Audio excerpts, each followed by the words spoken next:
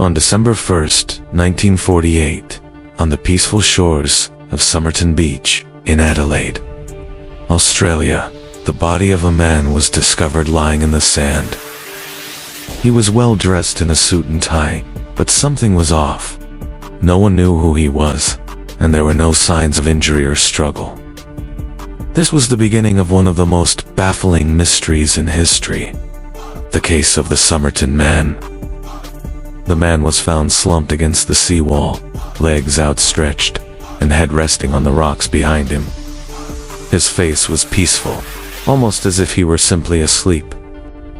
He had no identification on him, and strangely, all the labels on his clothes had been meticulously removed.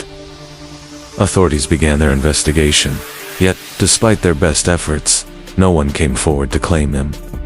He had no wallet, no passport, no driver's license, nothing to tell the world who he was. The autopsy revealed little. No clear cause of death could be determined. His heart was healthy, his organs intact, but the doctors suspected poisoning. However, no traces of poison were found in his system, leaving them with more questions than answers. Then came a discovery that deepened the mystery. Hidden inside a small pocket sewn into the man's trousers was a tightly rolled piece of paper. On it were two words, Tamam Shud. This cryptic phrase, written in Persian, translates to finished or ended. It had been torn from a rare book, the Rubaiyat of Omar Khayyam, a collection of poetry. But where was the book? And what was the significance of these words? Investigators searched high and low for answers. Weeks later, a breakthrough occurred. A man came forward, claiming that he had found a copy of the Rubaiyat in the back seat of his car, which had been parked near Somerton Beach on the night of the man's death. When police examined the book, they discovered that the words Tamam Shud had been ripped from its final page, matching the fragment found in the man's pocket. Even stranger, inside the back cover of the book was a faint pencil-written code. A series of random letters that seemed to form no discernible pattern. This cryptic message, scrawled in a seemingly random fashion, left investigators stumped. Codebreakers, both amateur and professional, tried their hand at cracking it, but to this day, the meaning of the code remains unsolved. And there was another clue, something else hidden in the book, a phone number. The number led investigators to a local woman named Jessica Thompson, who lived just a short distance from where the body was found. Jessica was a nurse, and when she was questioned, she claimed to have no knowledge of the man or the book. But when shown a plaster cast of the Somerton Man's face, Jessica visibly reacted, becoming tense and evasive. Despite her odd behavior, she insisted that she did not know him. The investigation hit a wall. With no new leads, no identity, and no cause of death, the case grew cold. Theories began to surface. Some speculated that the Somerton Man was a spy, possibly involved in Cold War espionage. The coded message and the secrecy surrounding his identity fueled suspicions of international intrigue. Australia, during this time, was a hub of intelligence activity, and the mystery aligned with the covert nature of intelligence operations. Others believed the man might have been a lover, involved in a tragic romance, and that Jessica Thompson played a more significant role than she let on.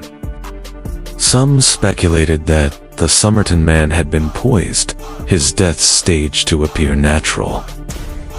In 1949, the man was buried in an unmarked grave in Adelaide's West Terrace Cemetery. A simple plaque was placed at his resting spot. Here lies the unknown man who was found at Somerton Beach. But the story didn't end there. Over the decades, the case continued to captivate public imagination. In the 1990s, the mystery resurfaced when the body of a man named Robin Thompson, Jessica's son. Geneticists hoped to find a link between Robin and the Somerton Man, as rumors had long circulated that Robin was the son of the unknown man. However, no definitive proof emerged from the DNA testing. In 2011, Professor Derek Abbott, a researcher at the University of Adelaide, became deeply involved in the case. He theorized that the Somerton Man and Jessica Thompson had been romantically involved, and that Robin Thompson might have been their child. Abbott's research extended to finding living descendants of the Somerton Man, and in recent years, there have been efforts to extract DNA from the man's remains in hopes of finally identifying him. However, as of today, no conclusive results have been achieved. The mystery of the Somerton Man remains unsolved. Who was he? Why was he there? And what was the meaning behind the cryptic Tamam Shud note found in his pocket? Theories of espionage, tragic love, or a simple case of unknown identity continue to swirl around this enigmatic figure. But until more evidence emerges, the truth of the Somerton Man's life and death remains locked away, perhaps forever. This case, with its many twists and unanswered questions, has become one of the most enduring, unsolved mysteries in the world. Decades have passed, but the intrigue has only grown stronger. Somerton Beach, once a serene stretch of sand, is now a place synonymous with a riddle that may never be solved.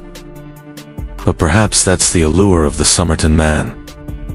In a world where so much can be explained, his story defies logic, reason, and understanding. The man who was found at Somerton Beach will forever remain a mystery, an enigma wrapped in cryptic codes, lost identities, and unanswered questions. The case of the Somerton Man is not just a story of death.